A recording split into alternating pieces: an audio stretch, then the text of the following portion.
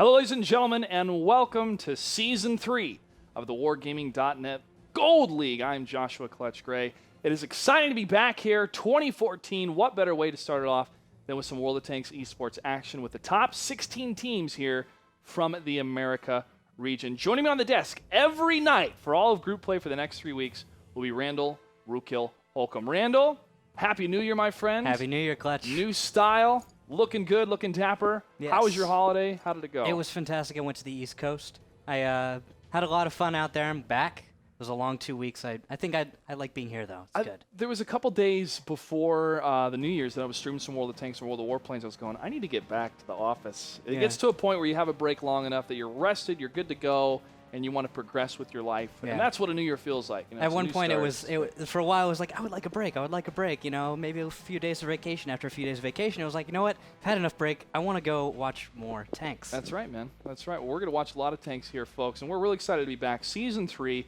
the prize pool, $150,000 for these teams here.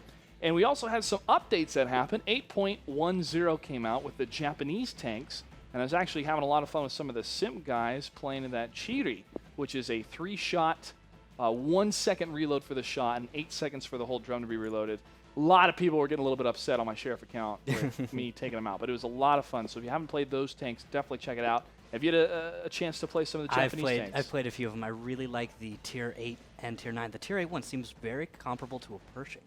So I'm feeling like there might be new competition as far as a tank. It's got better DPM, and it looks like it has almost the same, if not a little bit better, gun depression. Oh, maybe we'll see if Mornblade's going to retire the Pershing and maybe jump on one of the Japanese tanks there. I don't know, man. He is one of the top performers in that tank. I'm looking forward to seeing him perform along with Simple Tankers and the rest of our teams that we have tonight. But speaking of tonight, let's go ahead and take a look at today's matches. First off, we're going to have Fulcrum Gaming versus Sperglords. Next up, Nerve versus Hammer Time. No Limit versus Simple Tankers. Refuse to Die. That's right, they're back from Season 1. We'll be up against Top Tier. That's the name of the T32 Top Tier 8 2013 team that made it through. Tier 8. Best Tier 8. Best That's right. Tier 8. There's no cons. Made it through qualifier number 2. And then hashtag RU. They are the new name. How do you pronounce it again? Balalaika. Balalaika. I put too many la-la-la-la-las when I said it. Yes. Balalaika is now hashtag RU. And Googly Boppers, who made it through qualifier number 1, will be joining us for the final matches tonight. And also, just kind of break down some of the changes that have happened. There's been some branding changes on how we call everything now. This is the Gold League. This is the best league out there for America. And from around the world, you're going to see this name, the Gold League. And we've had that in Russia for a while. But it's broken down from bronze to silver to gold. And so when we formerly talked about the Major League or the minor leagues, the minor league was bronze, the Major League was silver, and now we're in the Gold League. So it's going to be streamlined across the board, across all the regions. So we have one unified league, just in different regions. And that's all going to culminate in international competition, which more details will be announced a little bit later on. But I'm looking forward to that. And we want to see who's going to represent America. So far, Fulcrum Gaming, who's won Season 1 and Season 2, has the top shot to make it. I don't think there's anyone who could knock them out. They're pretty much guaranteed to go to our World Finals. Then there's Simp, who's gotten second 2 seasons in a row. I think there's still a chance that someone could knock them out. And there are teams gunning for them, like River of Blood and like the Cunninghams. Oh, there's always a chance. And that's what we saw with the first... it's crazy, man. The first day of Season 2 is Wreak Havoc beating Fulcrum Gaming. And then Wreak Havoc went on and just really went on this death spiral. Crumbled. Yeah. But there are members from them that have gone to other teams. Like hashtag RU picked up Kazo, for example. So you've got these guys staying in the league. A lot of them aren't coming back. They're going to be going and, I guess, starting another Wreak Havoc team and keeping it going, trying to see what they can do. No news on them. But there are members from that team that have found their way into other teams in the WGLNA. There's new blood, some different roster changes, but the rule format is pretty much the same. And Randall, why don't you go ahead and break down the rules for the 7x42 format? We'll be glad to, Clutch. The 7x42 rules, 7 players per team with 42 points allotted to each team. Those points are equal to tiers. So a Tier 8 IS-3 T32 are 8 points. T1 Cunningham is worth 1 point. Every match is a best of 5. And if we don't have a winner by the end of a best of 5, we go to a shootout. Now, a shootout is on Malinovka. We're lining them up on 3 and the 5 line, and the admin will declare when to fire. If, for example, someone were to fire before the admin said so, we'd have to disqualify him, declare a winner there.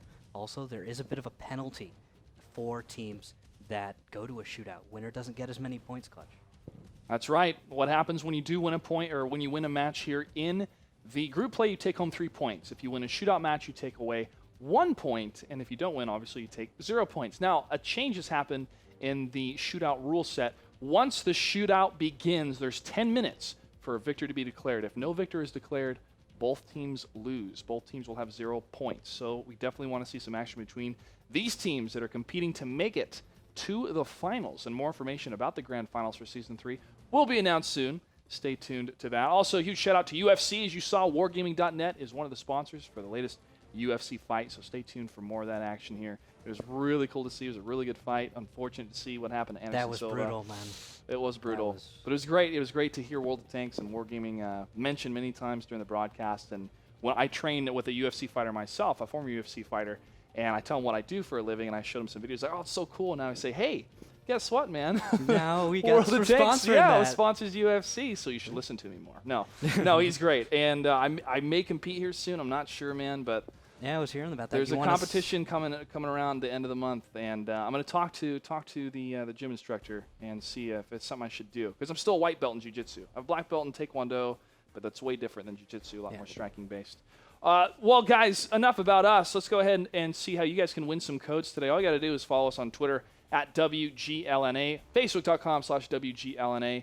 And as always, you can go to the website, which there will be some changes to the website coming soon. I've seen some of the changes, and they look pretty cool. But right now, you can go to WGLNA.com. Now, here's how you can get some codes tonight. These codes are for 2,000 gold, 7 days of premium, and 200,000 credits. You have to follow at WGLNA and send us a tweet at WGLNA.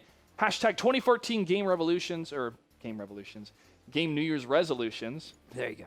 Well, it could be revolution. Somebody makes up, new invention or something. Changes the world. Make some changes. It's a revolution. Just send us, a picture or a description of what your gamer resolutions are for the year. Best ones will get some codes. You can only use those codes once on your account. But go ahead, start tweeting us, guys. We'll give some codes out. And that does it for the opening of the show. The first match is Fulcrum Gaming versus Sperglords. Stay tuned.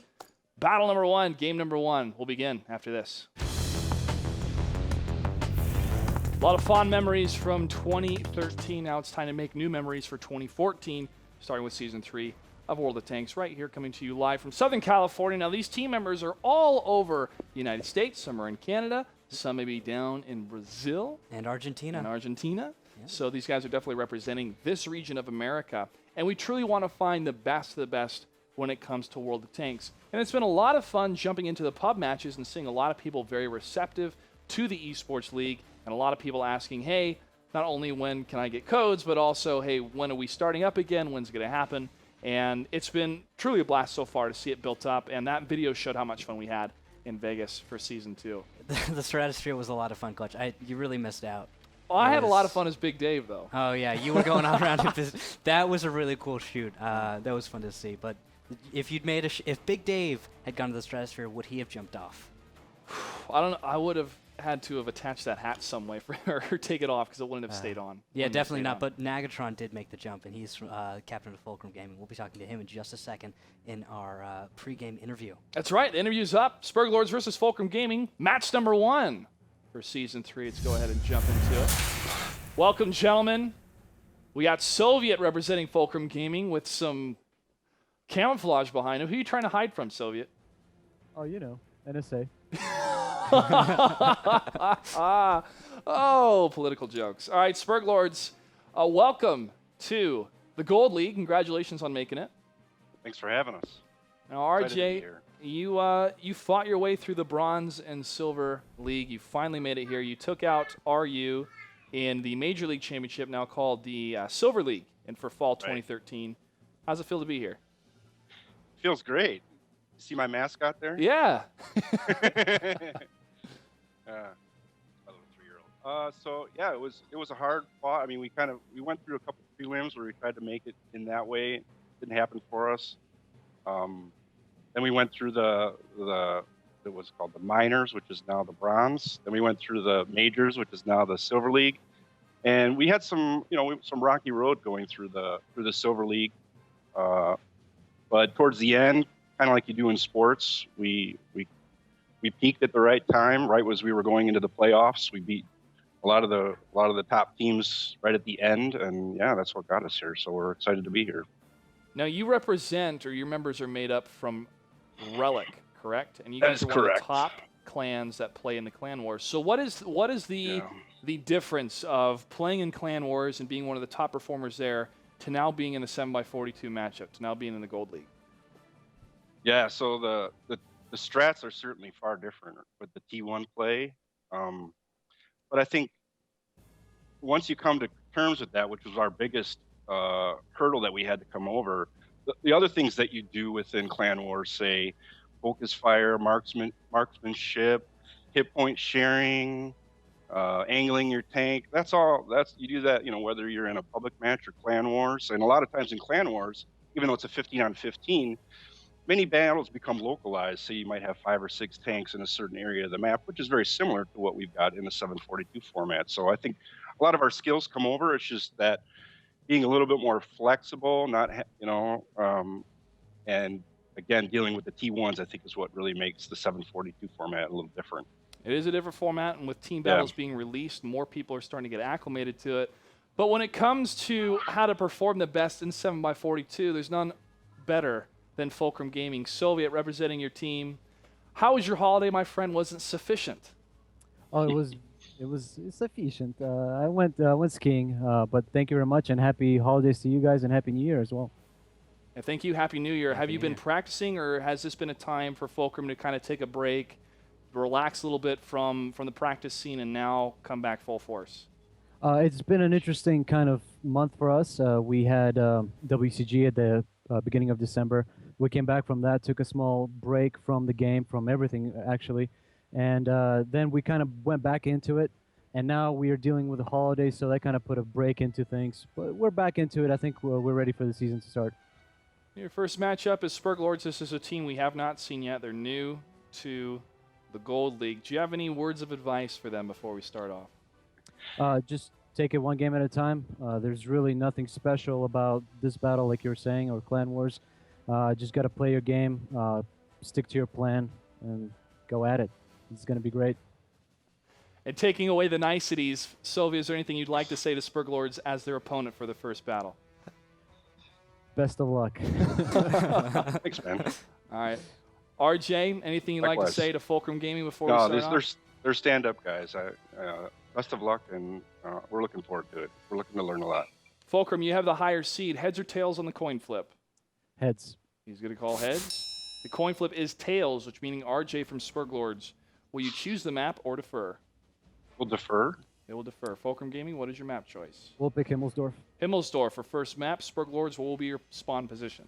We'll take south. South side for Sperglords. Fulcrum Gaming to the north on Himmelsdorf. Gentlemen, I can't think of a better way to start out Season 3. Best of luck to you. Thank you. And that does it. Thanks. Looks like it'll be 2 5100s, 2 IS3s, and T69 for the side of Sperglords. On the other side, we will have 2 5100s and 3 IS3s for Fulcrum Gaming. And in the red, it is going to be RJ leading the Sperglords. In the blue, to the north, will be Fulcrum Gaming. And at the beginning, I'm looking at some east side movement. Antonio Handsome in his 5100 is moving on the way towards the hill. We've got the IS3s at the same time are heading towards the middle of the map. We might see that football lineup out of Fulcrum Gaming. And I'm looking at the roster they have. Friction in a T1, yes, standard. Junior in a T1, intriguing. Junior is one of the latest additions. And Antonio Handsome, also a team member that I do not know a whole lot about compared to the rest of the team members that have been on it for a while. Jackie Rudo, still a strong member of the team, could not represent Fulcrum at WCG because he was Canadian.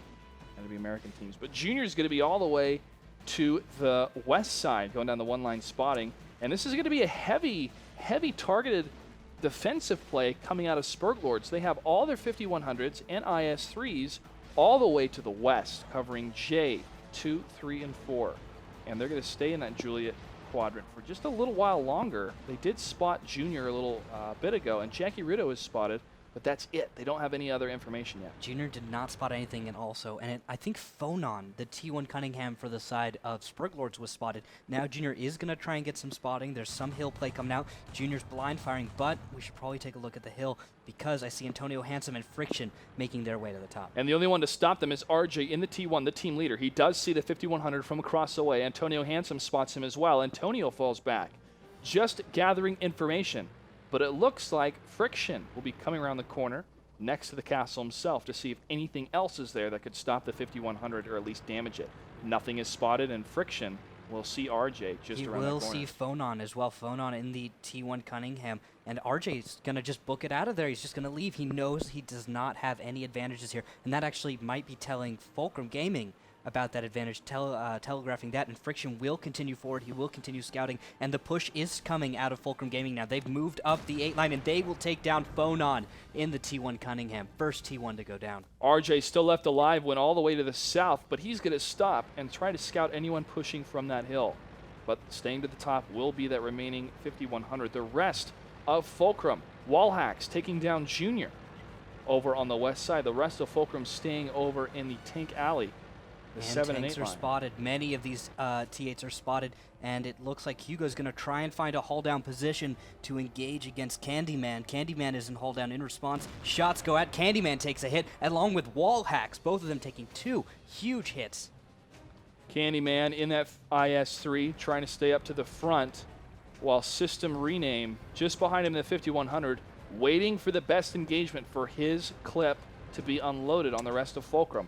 Fulcrum now in a forked position, heading from east to west. They could head further south, which it looks like Friction is trying to get that information in his T1, not seeing anything next to the flag, and that is going to be an open door for Fulcrum Gaming to make a push onto the flag cap. It doesn't have to be full-on aggression from all the tanks, since 2 of them are still to the north side above the courtyard, but this will make some of the Sperglord tanks move, allowing for a couple initial shots coming out of Fulcrum Gaming. It looks like Friction has made his way towards the cap, and he is looking for his that window to get on the cap, start that pressure. If they can get that T1 pressure, it will be so important for them to get that in order to force an engagement out of the Sperglords. Sperglords, in the meantime, look like they're going to send a T1 and a medium tank up to the north, maybe try and put cap pressure on themselves. System Rename takes a huge hit from across the way, and he falls. Wallhacks now in a struggle against Soviet. Hugo Maximus could move in on the other side, but he's going to stay since Candyman of that IS-3 is covering him. Wallhacks in the IS-3 at 938 out of 1500. He is in some troubles. He takes another hit and falls back closer to Candyman, avoiding that fire as some of those shells bounce in the ruins. Candyman of that IS-3 still trying to scout someone coming down the Gulf line, that G line, but this is going to come down to Lestat, as he's going to move in his 5100 to try to stop the flag cap. But Relics will be waiting for him, and he does spot him. Lestat takes a hit, beautiful track shot, and he's forced to burn his kit in order to engage on Friction in the T1 Cunningham. Friction tries to reverse angle himself in there, make himself as hard a target as possible, but Lestat zeroes and takes a little damage for it, and has to waste a shot. That is quite a damage trade. Relics down to 1166, Lestat down to 606. Advantage here, huge advantage for Fulcrum Gaming. And now the push coming across the courtyard will be one of the Fulcrum Gaming tanks as the rest of Sperglords move to the south. Wallhacks in that IS-3 down to 640. Lestat at 606. HP is going to be in the favor of Jackie Fulcrum Rudo Gaming. walks into a crossfire. He's going to take 2 hits right in the side of his tank, but he will return fire when one of them bounces on Jackie. That was a huge just situation where they could have come back, but they've blown it. Jackie is able to get out alive and healthy. I'm going to watch the rear of the push here, and that's going to be Fulcrum Gaming's Tier 8 moving in. And he's going to get some great fire on Lestat, Wallhacks, and Chronic Pain. He's not even scouted yet, but now he appears. His name's Relics. He sees one in that T-69. He fires, gets a nice hit. Soviet takes down Candyman. And now tanks at 600 HP and almost less are left alive here for Sperglords, and they're going to get cleaned up by Fulcrum as 5 of their heavy tanks are left alive here, and only 2 remain for Sperglords in battle number 1 of the WGL Gold. And just one more really shot. well played by Fulcrum Gaming. Just this slow play, taking him down. A few bounces back in here, but it's over. Wallhacks, the only tank remaining sitting in a small window. And No we're hope. there it goes. Relics gets the final shot. Victory for Fulcrum Gaming in battle number 1. Just looked like better marksmanship, Clutch. Just that's what it was. Making their hits count, some great hull down. They were expecting their enemies' position. They spotted it out, and they just took them down. It didn't take long, just a minute or two of just trading fire at 200, 300 meters. And that's about as long a distance of an engagement you're going to get on Himmelsdorf. I really like the spread of Fulcrum, and sometimes their play on Himmelsdorf has been not the greatest as what we saw last season, but this was a lot more controlled, a little bit slower, which was good for them and necessary for them to keep control of the map. Yeah, this is definitely a lot slower than we're used to seeing out of Fulcrum Gaming. Usually it's much, much quicker. Maybe they're just coming back from their vacation, just getting back into their groove. And it's the first battle of the season, so I expect to see things speed up as we'll see what the next map is. Yeah, we'll find out in just a bit. Let's go ahead and take a very quick commercial break. We come back. Battle number 2, Fulcrum Gaming versus Sperglords, will continue after this. Welcome back, ladies and gentlemen, to the WGL Gold, or WG Gold League. I'm Joshua Clutch Gray, joined on the set by Randall Rukel Holcomb.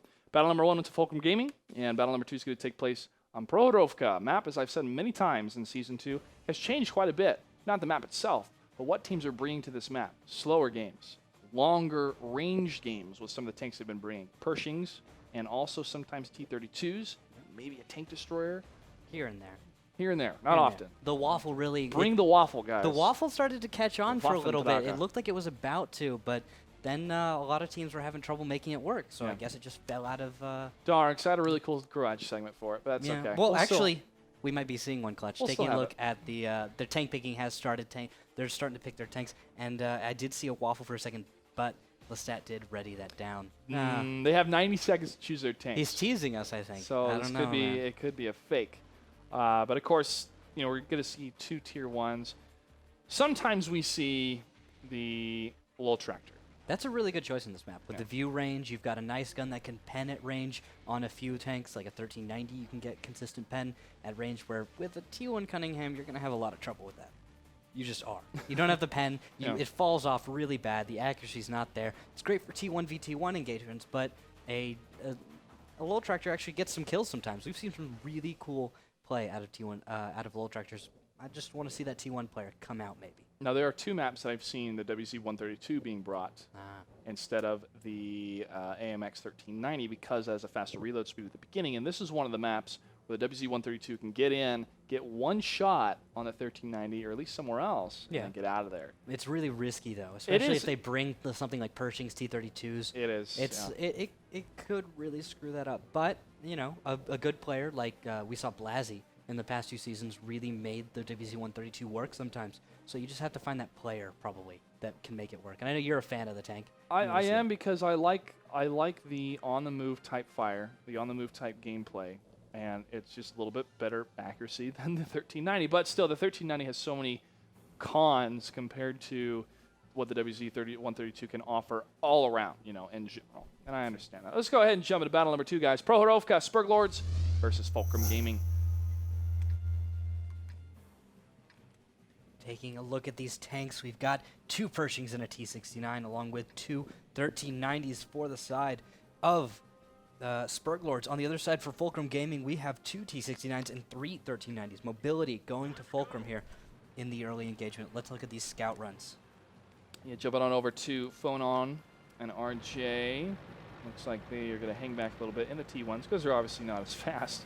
Wall hacks in that Pershing, going to be pushing straight down the line. Looks like he's covering just behind that hill. That's this little valley going down right between that 2 and 3 line. Soviet's about to peek in the middle, and he will meet system rename, but no traded fire, and Soviet won't spot too many tanks. Actually, he'll only spot that 1390, and Fulcrum Gaming is actually playing an east side strat. This is something we do not see a lot.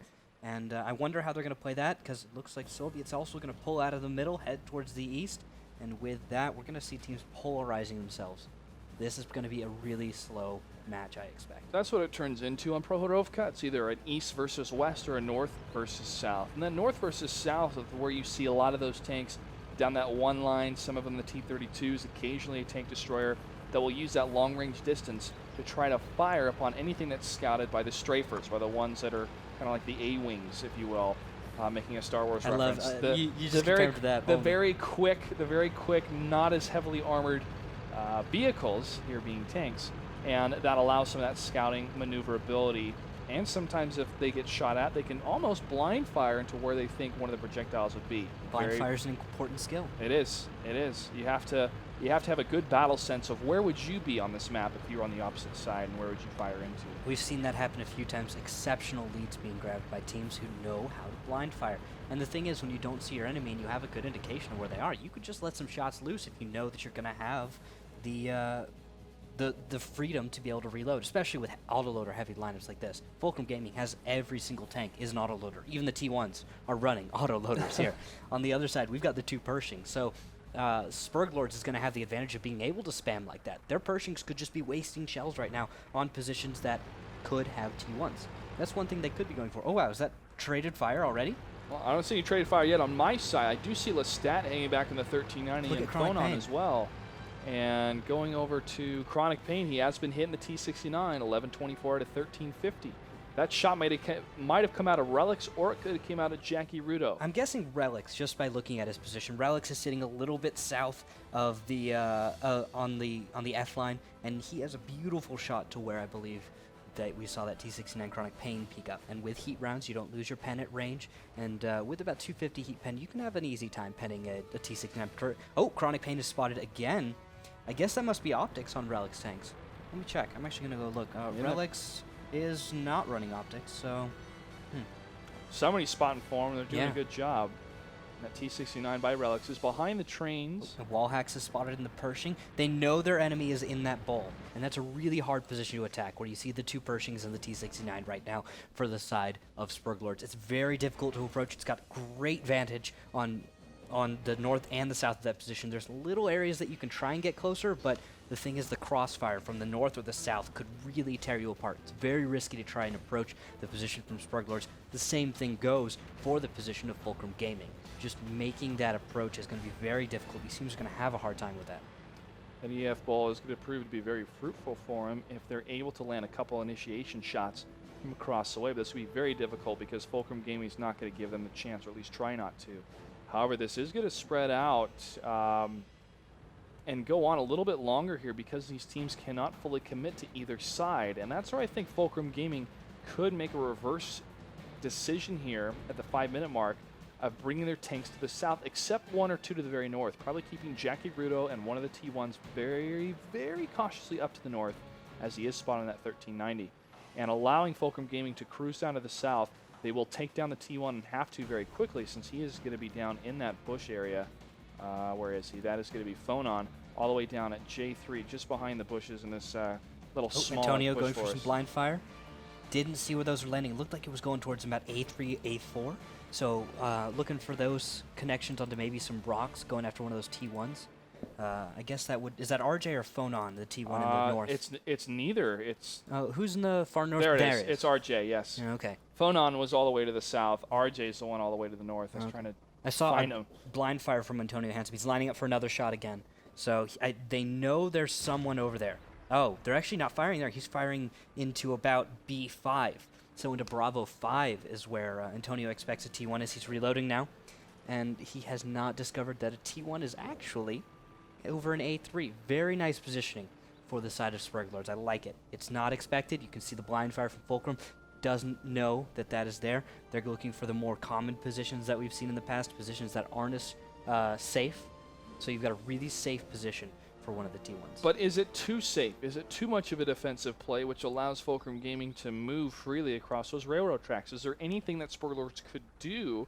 Could they move up down to the 4 line and maybe put some pressure? Could they move up down to the 5 line and put at least a little bit of pressure on one of the railroad tracks? Or that's too much of a gamble? Actually, they could cross in the middle. That's a good point. They could cross along the E line where you see, I think that's Hugo right now.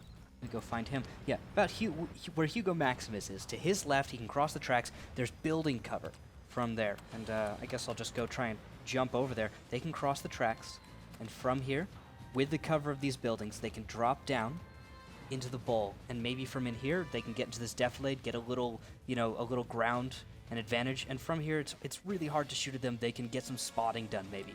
That's possibly the approach that we could see, but I don't think Fulcrum wants to go for that yet. They don't have any T1 advantage. They don't know the positions out of their opponent's 1390s, and they haven't found that T1 that they really want. Actually, as I say this, Fulcrum Gaming is going for this. Antonio Handsome is crossing over, using the bushes as cover, so he does not get spotted. Very smart there, and he will go into the defilade. They're looking for that T1. They want it. And now we're seeing a swarm of red. That is Sperglords, and they're heading to the south, leaving the north open.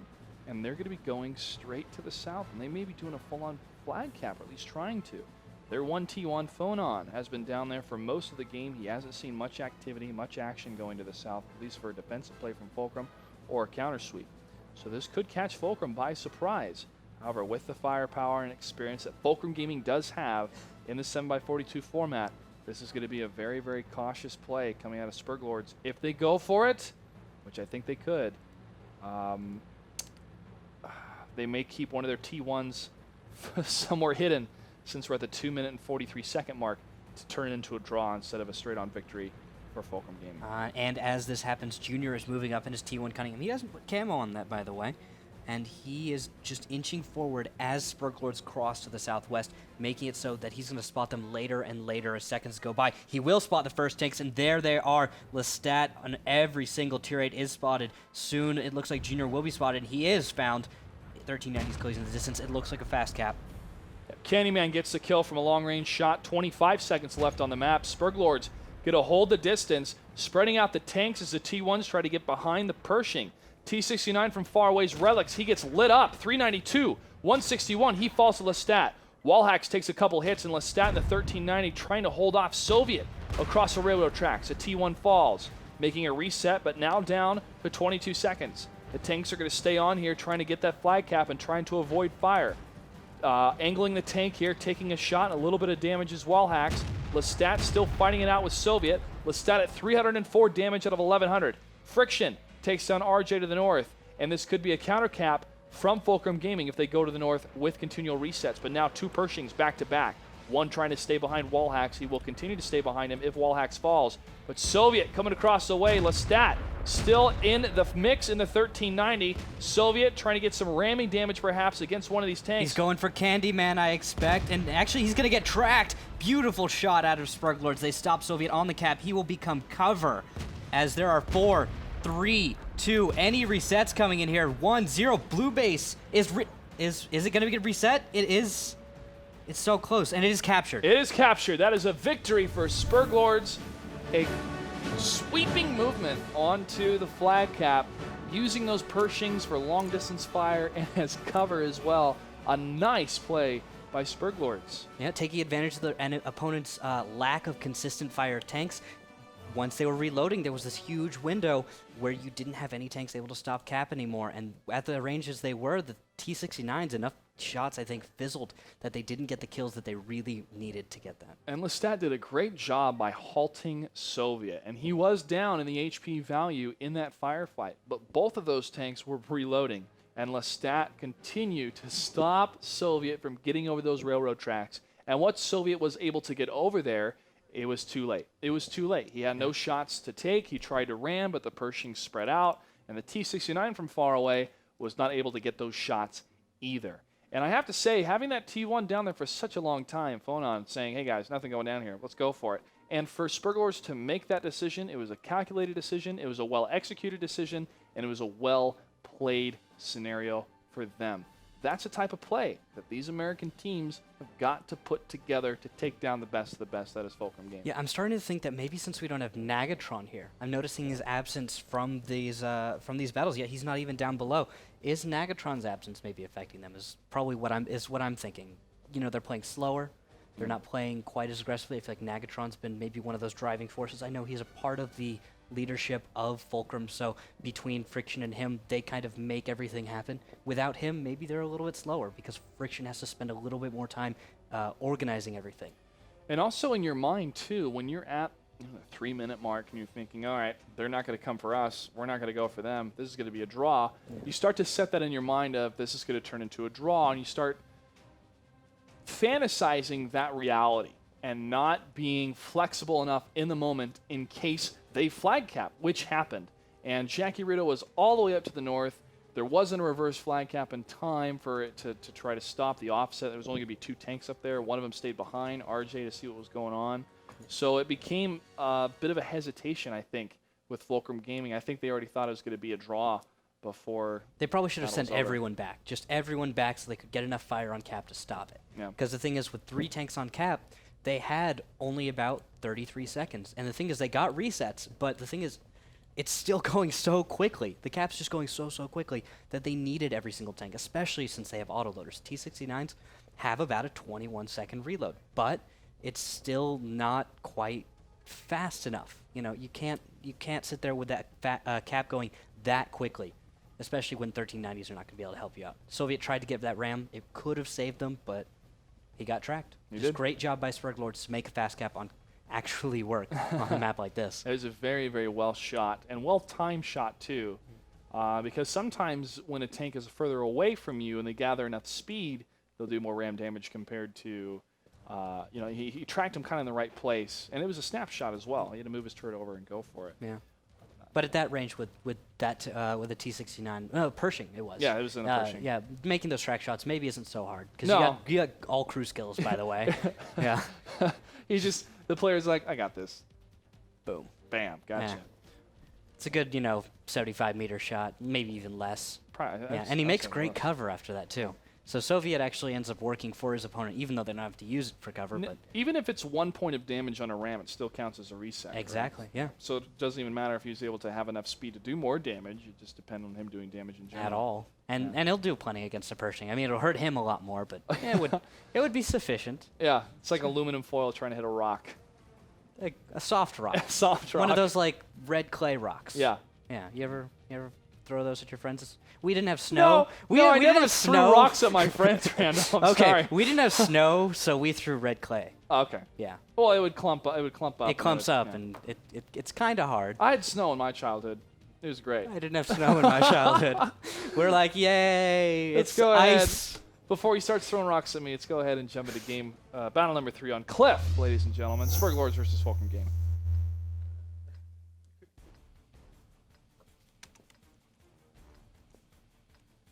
Looking at these tanks, we've got a Pershing, a T-69, and 3 1390s for the side of Sperglords. For Fulcrum Gaming, Pershing, T-69, and 3 1390s. So same lineups for both teams.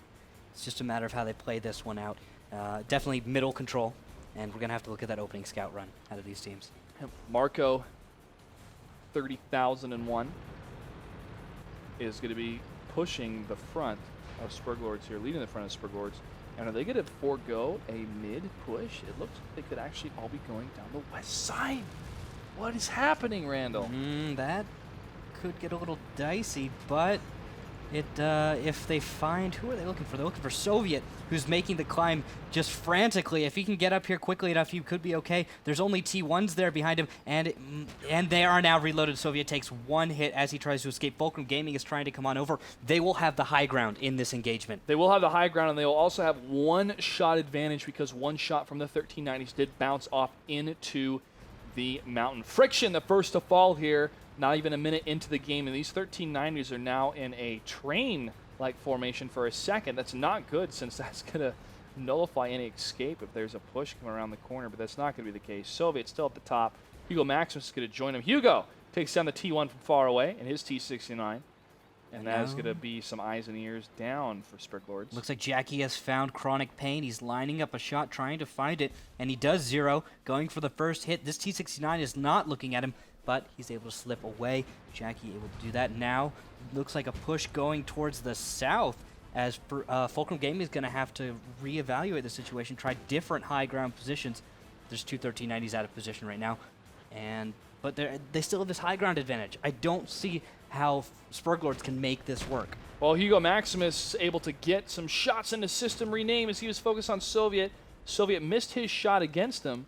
And Chronic Pain in the T-69 is going to be trying to help out System Rename, but he is low. Antonio Hansen takes a shot on his end out of that 1390. And now the spread on the east is going to be one of the T1s back. RJ, Lestat, and Marco just around the bend, while Wallhacks was trying to move further up. He's going to back off in the Pershing. Chronic Pain and System Rename may be cut off from the rest of their teammates here. But look at the positioning out of Soviet. He has moved to the southwest, and he's going to find shots on System Rename and Chronic Pain. He backs up for the first shot on System Rename, zeroes it, and first shot goes out. There is a kill. First tier 8 goes down. He falls. Chronic Pain saying, I don't want anything to do with that. He's going to fall back, but now Soviet has beautiful shots on him. One more, and he is at 2 hits for 218, down to 694. Another one, 279 damage on that shot. And he's down to 415. Last shot, did it connect? He went dark. It connected, but it bounced. Oh. And Soviet's going to be on reload now. Here's the chance for Sperglords maybe to pull out, maybe try and salvage this situation, because it does not look good right now. Oh, wow, Jackie Rudo and Hugo Maximus have left the high ground now, and they will be joined by Relics. And I believe up above we're going to have a tank overwatching this position. That'll be Antonio Handsome in the 1390. If we see Sperglords attempt to go back to the north, and they do, they're going to take hits. Wall hacks down to 700. Marco, 30,001, will go down, gets focused beautifully. Concentrated fire from Fulcrum as they come around the bend. T69 and the Pershing focusing down. Chronic Pain, now wall hacks and Lestat up against the wall. Antonio Hansen, the 1390, takes a couple blows. T1 from the rear, almost taking him down to 40 HP. He falls to wall hacks at 6 HP, getting lit up from Soviet across the way. Lestat, last tier 8 left alive. Now it's only down to RJ, and he's going to get ran by a 1390, and that Pershing's going to line up a shot. But Hugo is able to take down RJ, and that does it for battle number 3. Fulcrum Gaming is up 2-1. Welcome back, ladies and gentlemen, to WG Gold League. I'm Joshua Clutch. Great joining the set by Randall Rookhill Holcomb, and we want to detail real quickly. Congratulations to Jonathan Snirk. I don't know if that's your real last name, but if I butchered it, I apologize. He sent us a tweet at WGLNA. The tweet says, my New Year's resolution is not to miss a WGLNA stream and win the Bronze League 2014. Well, Jonathan, what better way to try to win bronze than with 2,000 gold, 7 days of premium, and 200,000 credits. So that will be sent to you in a private message from our producer, Sean. Make sure you follow him on Twitter as well. You guys can get codes by following us on Twitter at WGLNA. And tell us your game resolution for 2014. If we like it, we'll show it on screen, and we'll send you a code. That easy. Very easy. Is it Jonathan Cernick? I don't know. I'm just trying. Cernick? Perhaps. Perhaps. But the battle has started. We're going to be on to steps for battle number 4. That's right, battle number 4. Here we go. Fulcrum Gaming versus Sperglords. And what do we have for tanks, Randall? Looking at a Pershing and 4 1390s for the side of Sperglords. Looking at a Pershing T69 and 3 1390s for the side of Fulcrum Gaming.